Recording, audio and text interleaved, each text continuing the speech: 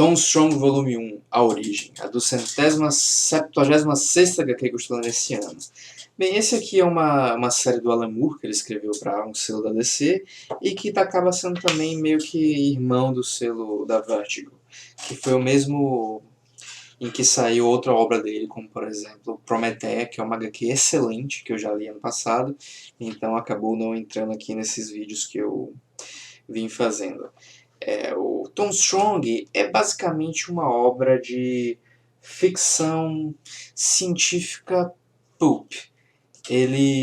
A ideia é que tem o protagonista e a família dele, que é o Tom Strong, a esposa dele, se não me engano, Daya, eu esqueci, e a filha Tesla, e também os membros da família dele, de certa forma, uma espécie de mordomo chamado Pneuman, e um gorila que ele... o Salomão, que ele foi um gorila que ele fez experiências e colocou uma inteligência humana, da Lua, ou Dalo, o nome da esposa dele. E o Tom Strong, ele foi criado, de certa forma, num estilo bem daquelas revistas aventurescas pulp, porque o pai dele, que era um cientista arrumado, eu diria, mas ainda assim com um quê de cientista louco, ele decidiu ir para uma ilha que ficava meio que separada do resto do mundo, uma ilha difícil de se acessar. E lá resolveu fazer o grande experimento dele, que era o próprio Tom Strong, criando uma habitação para ele e a esposa. Quando o filho dele nasceu, ele criou uma câmara no subsolo, em que a câmara ficava 5 vezes a gravidade normal. E o Tom Strong foi sendo criado desde bebezinho nesse ambiente e criado para ser um humano super forte e também criado apenas baseado na razão, para ser já desde cedo um potencial grande cientista. E é nisso que o Tom Strong se torna, além de ter certa, digamos, longevidade aprimorada por causa de uma raiz que ele come nessa ilha, que é uma raiz que na verdade vem da tribo da esposa dele, que é também dessa ilha. Ele tem força, resistência e não acho que velocidade talvez não, mas bastante capacidades físicas sobre-humanas, além de uma inteligência genial capaz de criar maravilhas tecnológicas e enfrentar todo tipo de ameaça utilizando a inteligência, a sagacidade e, quando necessário, a força física. As edições desse primeiro volume, apesar de serem irem construindo um pouco a história de mostrar quem é Tom Strong, como ele surgiu, o que ele faz, que ele vive ele é o campeão de Millennium City, que é a cidade que ele vive, e apresentar a família dele, alguns eventos passados. A HQ não tem uma estrutura de ir mostrando assim tudo direitinho cronologicamente. Ela pega um período do tempo do Tom Strong, um período, digamos que seria o presente dele, e vai misturando com eventos no passado, sobre a criação dele, mas também eventos mostrando, por exemplo, aventuras que ele passou antes da cronologia presente da história, mostrando parte do casamento dele, partes de alguns confrontos que ele teve com inimigos, e sempre com bastante ciência estranha e acontecimentos bem voltados para a literatura pulp, que busca colocar coisas bastante aventurescas, bastante assim, imaginativas, de colocar, caramba, isso aqui, esse conceito aqui mistura um monte de coisa, é como se misturasse um monte de coisa para criar alguma coisa, uma trama de aparência fantástica e cheia de aventura, e com todo aquele clima de um herói que resolve as coisas com um pouco de dificuldade, mas sempre sai por cima, faz tiradas espirituosas, enquanto explora o desconhecido, enfrenta ameaças que só ele poderia enfrentar, junto com sua capacidade de invenções e sua sagacidade. Em meio a isso, o Tom Strong enfrenta, por exemplo, uma entidade tecnológica que são basicamente partículas de robôs autorreplicantes que foram criadas através da inteligência de um cientista que se virtualizou propriamente, e que esse ser ele vai devorando o aço para se autorreplicar até ficar uma entidade cada vez mais complexa e criar, vai ficando cada vez mais inteligente. E se no início ele começa com pequenos robozinhos cúbicos sem inteligência, esse homem modular ele vai ficando cada vez mais inteligente conforme vai se autorreplicando, podendo criar órgãos sensoriais mais avançados e uma inteligência que vai ficando cada vez mais complexa. E aí o Tom Strong tem que enfrentar esse ser, e, que é um ser assim bem, digamos, criativo, de pegar assim uma coisa e não tem muito respeito pelas leis da, digamos, física ou de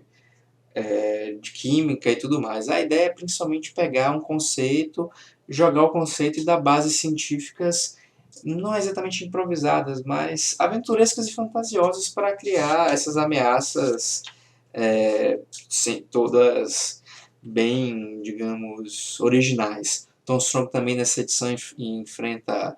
um império azteca multidimensional, que são de conquistadores altamente tecnológicos, que louvam um deus circuito rubro, que é tipo um Quetzalcoatl virtual, e que ele dá a capacidade deles, uma alta capacidade computacional, enquanto eles vão se transportando para vários universos e conquistando universo atrás de universo, e que obviamente vai parar na Millennium City de Tom Strong, e ele acaba precisando intervir, além de clássicas ameaças de histórias pulp como nazistas, mas não só nazistas. Nesse aqui seriam uma tropa de nazistas, mulheres loiras usando mini saias, o que não é exatamente uma coisa que hoje em dia seria bem visto numa história, mas que é bem a cara de histórias pulp. Inclusive tem um filme com bastante uma pegada pulp,